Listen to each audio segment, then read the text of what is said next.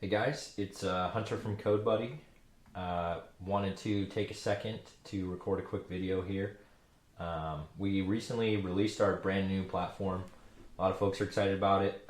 We've got a brand new, beautiful UI, a ton of new features in there.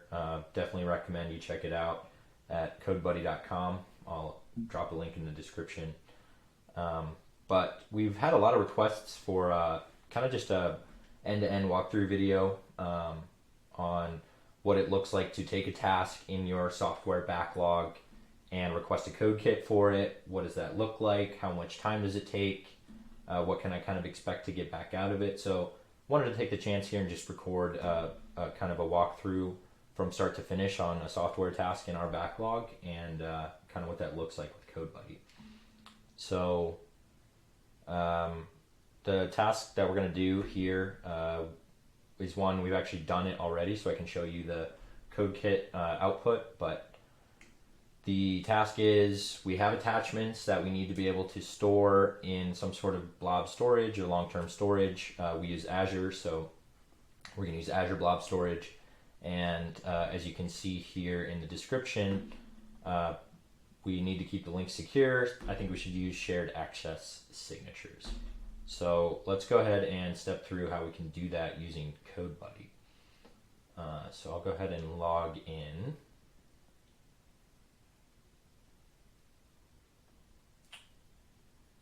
And what you'll see off the bat is a bunch of different code kits in different projects. But what we're actually going to do is go and request a new code kit.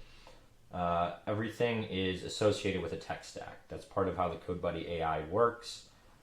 It's highly impactful to know kind of the technologies that we're working with in terms of creating any given code kit. So I'll go ahead and select our development internal tooling application. And then we get this describe your task. This is intended to be very simple and basically, the idea is we can come over and just copy our task description from our sprint board and throw it in here and click analyze. I don't have any files or mockups in this particular case that I wanted to add, but if I did, I could go ahead and drop those here and click analyze task, and we see here that based on our analysis, we recommend you add a few clarifying details.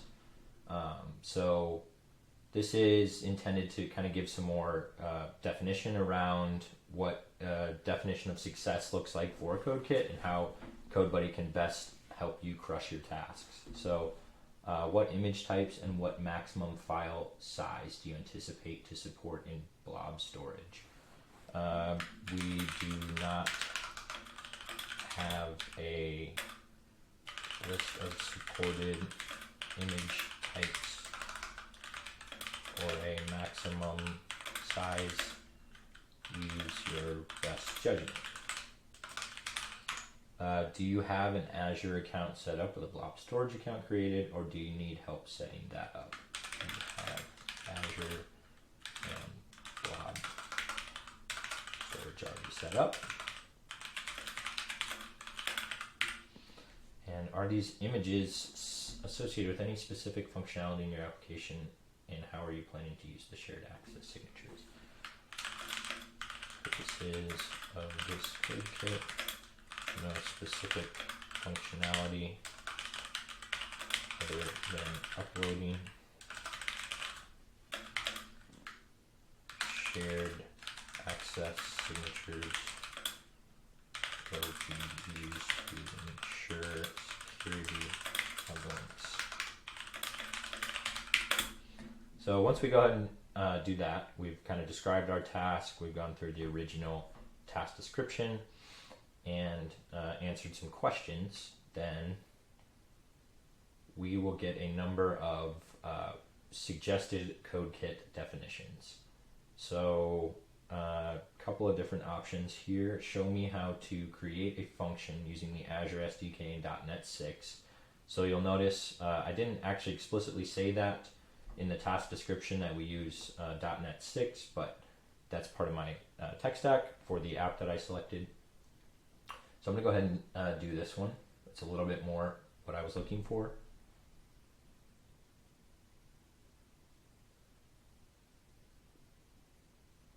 And then it would be great if you could provide a clear scenario on how these image uploads are being initiated. Is it be a form submission or drag and drop functionality? It would be initiated from a backend API call. In terms of generating the shared access signatures, would you like this to be done automatically for every image uploaded? Yes. And then authenticated users only. And so after we've done all that, then you get to this review and submit. Because we are CodeBuddy, we've got a few more credits than the typical customer, but you can see we've got credits to cover this. This is just one code kit. I'm okay with it going in the community code kit library, so I'm good to leave it just like this. And I would just go ahead and request this code kit if I was doing this for real. But we have already done this, so like a cooking show, we're just gonna go right to the delicious food that's already been cooked. So this is an actual code kit that was built by one of our code buddies, and it shows the basic functionality that we just covered. So upload image to Azure Blob Storage using shared access signature. There's a description of what this code kit is, and then the basic technologies used, and then a set of instructions for how to run and how it works. Over here on the left, you see a file tree structure for the actual solution that was delivered as part of the code kit. And then here in the middle, whatever file you're looking at, you can see a syntax highlighted version of that file. So there's kind of a lot going on in here.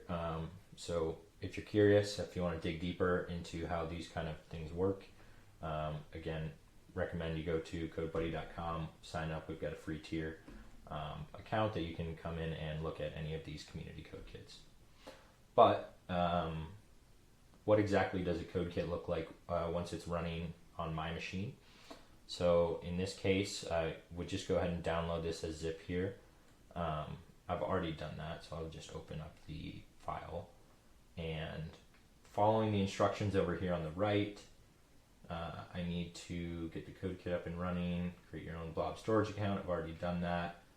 I already have my own connection string, download the code, and change the storage account connection string in local settings.json. So I will go ahead and open up this solution. And I already went in and changed the local settings, but again, the how to run set of instructions here kind of give us the information that we need to be able to reproduce this on our local machine. It even shows, if you click go to code, it shows the contextual place that you actually need to go and make that change. But I have done that already, so I will go and just run it. And let's see what a code kit looks like.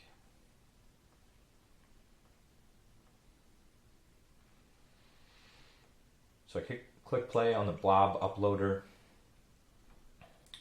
and that is going to run a back-end application of some form or fashion. In this case, it looks to be an Azure function. That's a really popular way to just demonstrate back-end functionality really quickly. And it looks like we're running. There's one function, upload, API upload. And then another thing I want to highlight in here, fairly common paradigm with code kits is the intent of this code kit is to demonstrate, the back-end functionalities of uploading an image to Azure Blob Storage. But a lot of times that's best done through a quick demo, HTML, or some simple front end that we can use to kind of facilitate those actions. So here we have the blob uploader through Azure function. Let me see if I can come up with a good image to upload. We'll go ahead and take a screenshot and choose that file.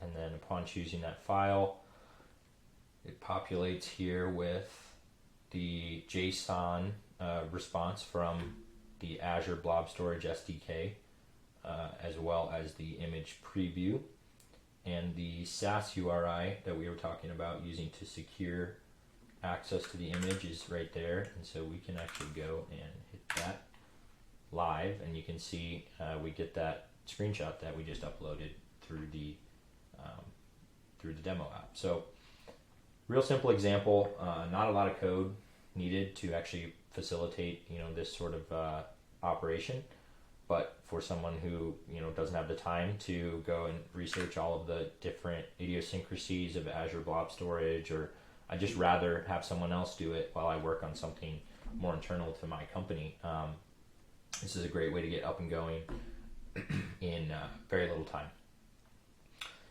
Thanks, and appreciate you watching.